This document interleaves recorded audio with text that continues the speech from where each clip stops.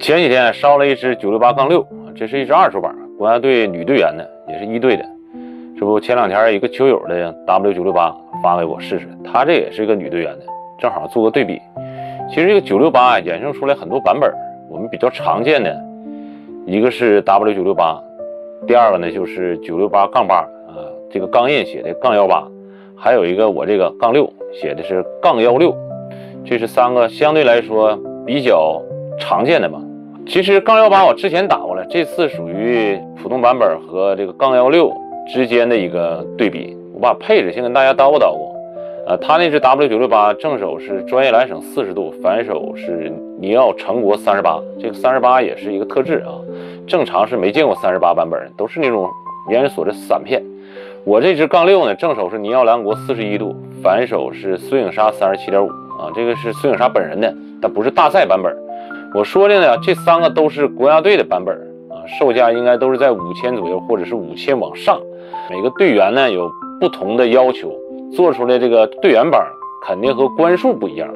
这个官数啊，洪双喜是努力往一个方向去做，而这个队员板呢，不同的人有不同的要求，可能有的软点，有的硬点，有的发力门槛高点低点，有的速度快点，有的底劲大点，有的旋转强一点。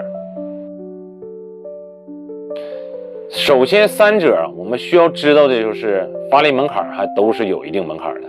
然后上限都很高，比市面上的所有板子不能说都高，但是也差不多，基本上就属于又稳定又通透，借力也还不错，然后发力之后的单板质量也高，底劲也大，一般的人呢是摸不到它的上限的。这是他们3个的共同之处啊。接下来说一些比较重要的就是区别。刚才讲-8属于面材和大芯加厚，带来的打感变化呢，就是和普通版本相比，它的发力门槛会更低一点，就是中小力量下的手感会显得更加通透。带来不好的地方呢，就是发力之后的绝对质量是不如那2者的。所以说现在一些主力的女队员有的时候喜欢用968-8。那么-6呢是增加力材和大芯的厚度，减薄面材的厚度，整体的厚度也是比968要略厚一点。那么打感来说，力材的加厚会让整个球盘的刚性变强，或者说我们打起来更不通透，也更不好透，发力门槛更高，但是呢它的借力感的速度会更快，虽然手感相对来说小力量下会生硬一点啊，刚才讲速度快，绝对质量也会更高一点。那今天的对比也能感觉出来，尽管这个套胶会略有点差别，但是板子本身968-6会比普通的968版本明显速度更快，底劲要更大，然后打起来更累不太好透，就是这种感觉。那我们在购买的时候，首先呢，你经济条件一般呢，我觉得这3支板或者是3款板肯定是不值这些钱，性能确实是高高在上，但你说拿这板到底能提高几分，这个真不一定。到1000左右的底板，我觉得性能就已经相当不错了。你说你花到2000，甚至你像马龙的板你花到1万多，你说性能有多高的提升？当然我没打过马龙手板啊，